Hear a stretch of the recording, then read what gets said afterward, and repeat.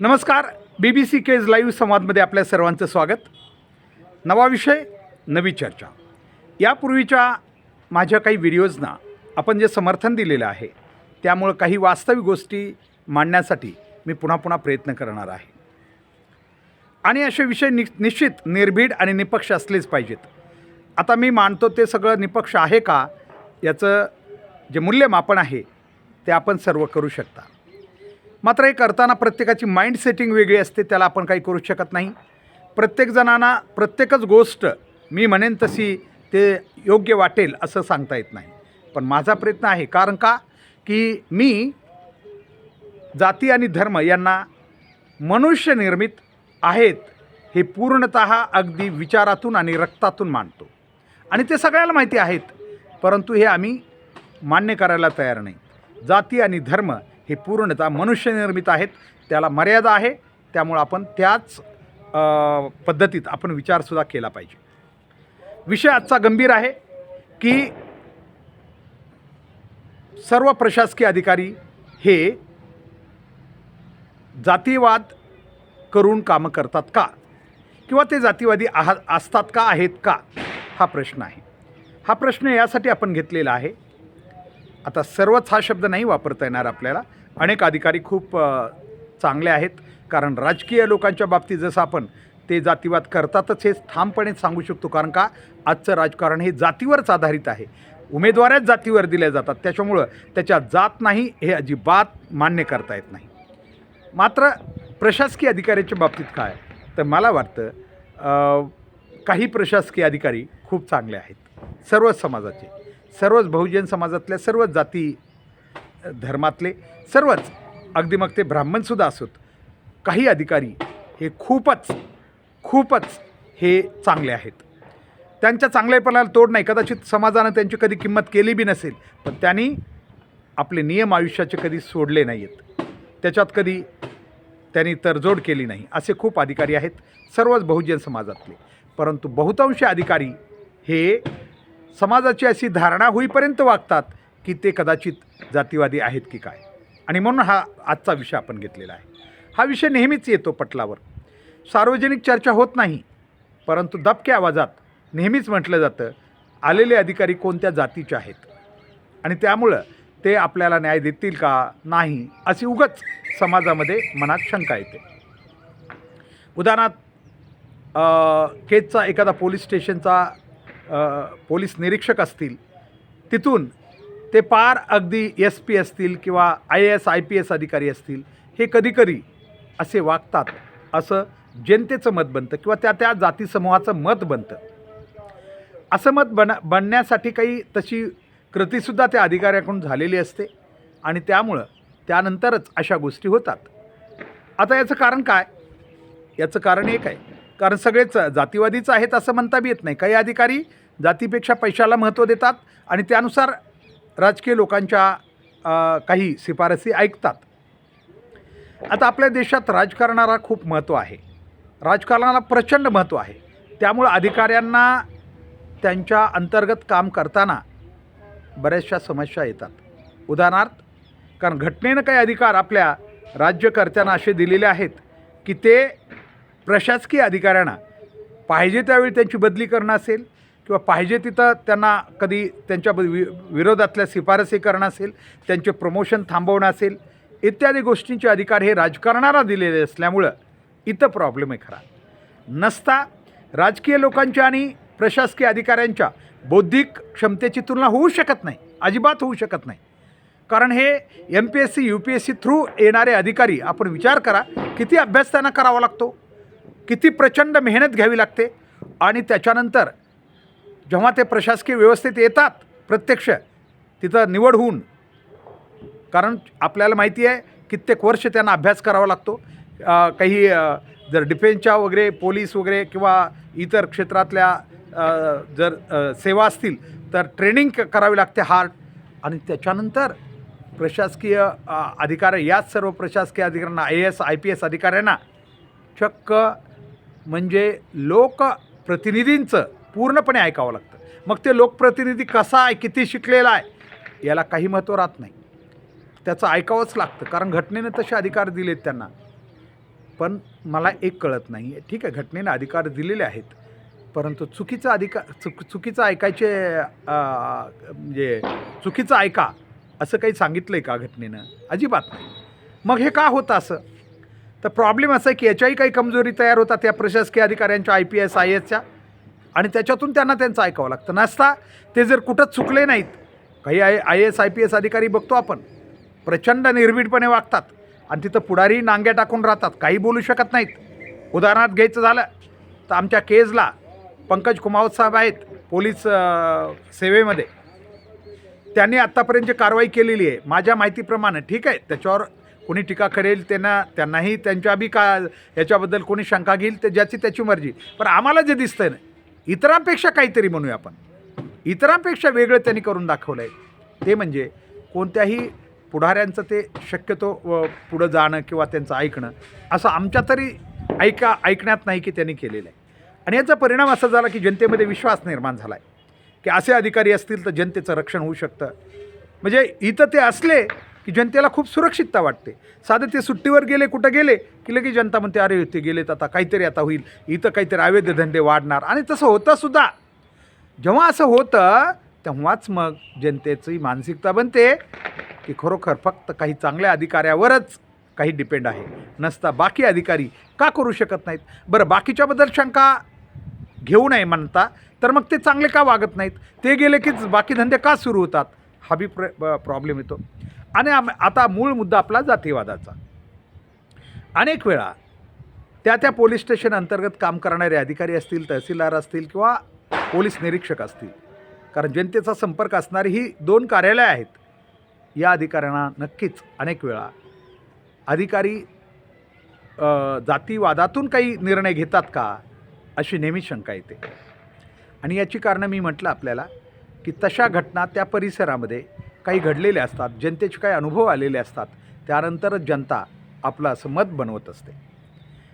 अशावेळी आम्हाला चिंता वाटते की ज्या देशामध्ये IAS IPS प्रचंड मेहनतीनं तयार होतात, मी म्हणतो ठीक आहे राजकीय लोक चुकीचे निर्णय घेतील, पण हे चुकीचे निर्णय मानायचे का नाही, त्यांचे चुकीचे आदेश मानायचे का नाही, हे यांच्या हातात आहे ना.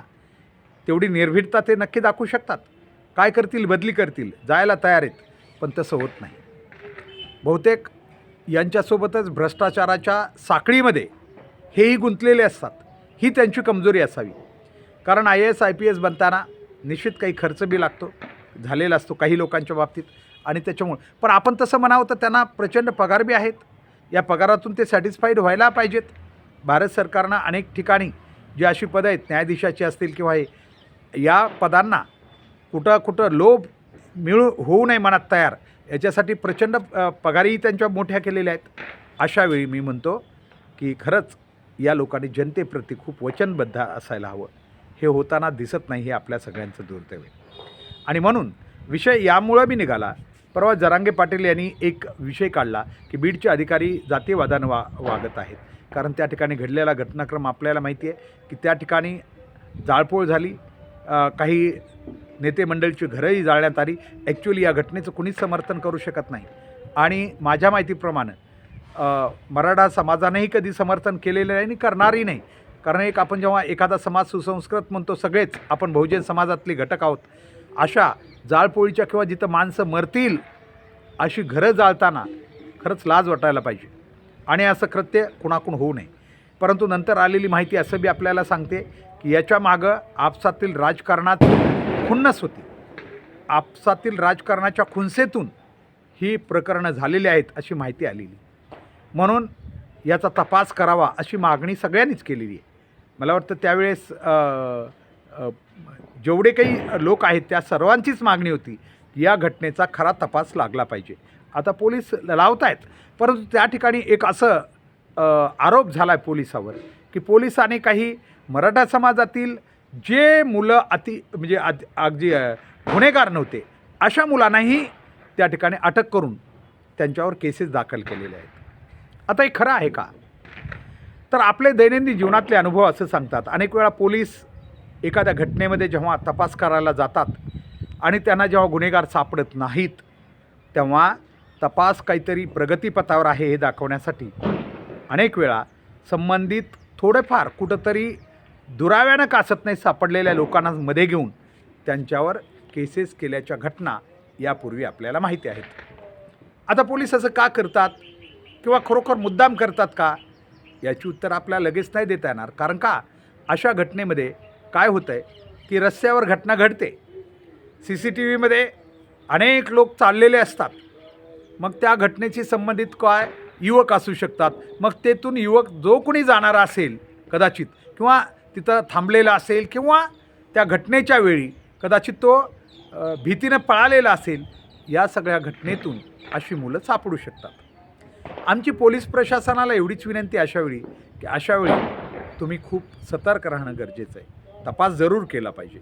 गुन्हेगार असेल तर तो मराठा समाजाचा असो किंवा बहुजन समाजातील कोणत्याही जाती धर्माचा असो, त्याला शिक्षा झालीच पाहिजे. कारण माझ्या माहितीप्रमाणे जरांगे पाटील यांनीसुद्धा अनेक वेळा आवाहन केलं होतं की या आंदोलनाला हिंसक कोणीही बनवू नये आणि असं करणं म्हणजे आंदोलनाच्या या रणनीतीच्या विरोधात असेल असं त्यांनी सांगितलं होतं. तरीही 1-2 दिवसामध्ये ही घटना घडली आणि अचानक घटना घडलेली असतानासुद्धा एवढा मॉब येणं, एवढं सगळं साहित्य येणं, हे सगळं संशयास्पद होतं. हे पोलिसांनीसुद्धा मान्य केलेलं होतं. आणि म्हणून आता मी स्वतःही आर्मीमध्ये राहिलेलो आहे. 10.5 वर्ष माझी सेवा आहे भारतीय सेनेमध्ये. श्रीलंकेमध्ये मी 2.5 वर्ष भारतीय सेनेच्या शांती सेनेचा एक सदस्य म्हणून होतो. अशा घटनेमध्ये जे सुरक्षा बल असतं याला खूप काळजी घ्यावी लागते. कारण गुन्हेगार खूप चालाक असतो, तो तुम्हाला सहजासहजी हाती लागत नाही. अशावेळी तुम्ही काहीतरी करण्याच्या प्रयत्नामध्ये कदाचित निष्पाप लोकांनाच आपण कदाचित धरून त्यांच्यावर केसेस केलेल्याचं असू शकतं. तर अशा काही घटना घडता कामा नये. कारण का की अशा जर घटना घडल्या आणि एकदा का, कारण पोलीस दल हे समाजाची अंतिम सुरक्षा व्यवस्था आहे, सगळा विश्वास त्याच्यावर आहे. मात्र त्यांच्याबद्दल संभ्रम दिवसेंदिवस निर्माण होतो आहे आणि अशा घटनेनं तर अधिक तो संभ्रम जास्त दृढ होऊ शकतो. यासाठी पोलीस दलानं आपली प्रतिमा सुधारण्यासाठी गुन्हेगार तो मग तुम्ही तपासा आणि ती तुमची काय त्याला ही लावायची कसोटी ती लावा, पण गुन्हेगार पक्का तुम्हाला सापडला पाहिजे आणि त्याला कठोर शिक्षासुद्धा झाली पाहिजे. मग तो कोणत्याही जाती धर्माचा असो, मराठा असो की कुणाचा असो. मग त्याच्यासाठी कुणी धमक्याही दिल्या तुम्हाला, त्याला सोडा तरी सोडू नका. मात्र तो योग्य गुन्हेगार असला पाहिजे. निष्पाप लोकांना आपण गुन्ह्यात अडकून, कारण उद्या त्यांचे भविष्य, त्यांचे कुटुंब आणि सगळ्यात हे की मी मगा म्हटलं आपल्याला की जे ऐकलं जातं आहे ना, अधिकारी ऐकतात कुणाचं, तर पॉलिटिकल किंवा राजकीय लोकांचंच. कारण का गोरगरिबांचं कुणी ऐकत नाही आहे. म्हणून न्याय सगळा जातो तो वरच्या लेवललाच जातो, प्रशासकीय अधिकाऱ्यांचा. तहसीलदार ऐकतात राजकीय लोकांचंच. कुणाची शिफारस अशी गोरगरिबांची किंवा सामाजिक कार्यकर्त्यांची शिफारससुद्धा कुणी ऐकतात असं मला वाटत नाही सहजासहजी. त्यासाठी फक्त एकच आहे, प्रशासकीय अधिकारी फक्त आणि फक्त राजकीय लोकांचं किंवा लोकप्रतिनिधीची शिफारस ऐकतात. त्यामुळं आणि त्यांच्या शिफारसी कोणासाठी असतात? लबाडासाठी असतात. मग लबाडालाच न्याय मिळतो असं म्हणूया. लबाडच फक्त कुठल्याही गोष्टीत लपतात. कुणीतरी मारामारी करून येतो, नेत्याला फोन करतो, पोलीस बहुतेक त्यानं केस केली माझ्यावर, तेवढं सांगा. नेता लगेच केस करतो. म्हणजे मारणं ह्यानंच, आणि पुन्हा नेत्याला सांगून पुन्हा त्याच्याच विरोधात कदाचित क्रॉस केस करायला बी सांगितली जाते. तो हतबल होतो आणि शेवटी त्याला तिथंच ती गोष्ट सोडून द्यावी लागते, अन्याय सहन करूनसुद्धा. म्हणून आमचं या देशातील IAS IPSना एकच विनंती आहे, या नियतीनं, या निसर्गानं तुम्हाला संधी दिलेली नोकरी करायची, तुमच्या मुलाबाळासाठी ती एक चांगली उत्तम संधी आहे आणि त्यातच जनतेची सेवा करण्याची सुद्धा मोठी संधी आहे. आमची तुम्हाला हात जोडून विनंती आहे. मला माहिती आहे की एका दिवसात काही चमत्कार होणार नाही. हा व्हिडिओ मी करून घ्या माझ्या भावना व्यक्त करून लगेच बदल अपेक्षित नाही आहे. परंतु प्रत्येकानं आपल्या जीवनाचा जर कार्यकाळ लक्षात घेतला, आपलं जीवन आणि मरण याच्यातलं अंतर जर मोजलं, मला वाटतं थोडा बदल होऊ शकेल, नक्की होऊ शकेल. त्यासाठी आमचा सर्वच IAS IPS अधिकाऱ्यांना विनंती आहे की तुम्ही, लोक म्हणतात की सरकार बदललं कीच पोलीस बी बदलतात. हे कसं होतं आहे? का होतं आहे असं? का लोकांना असं वाटतं आहे? याचा जरा विचार करा. सरकार बदललं की प्रशासन बदलतं आहे. आता ह्यांची सत्ता आली की सगळं ह्यांच्या मनासारखं होईल असं का वाटतं?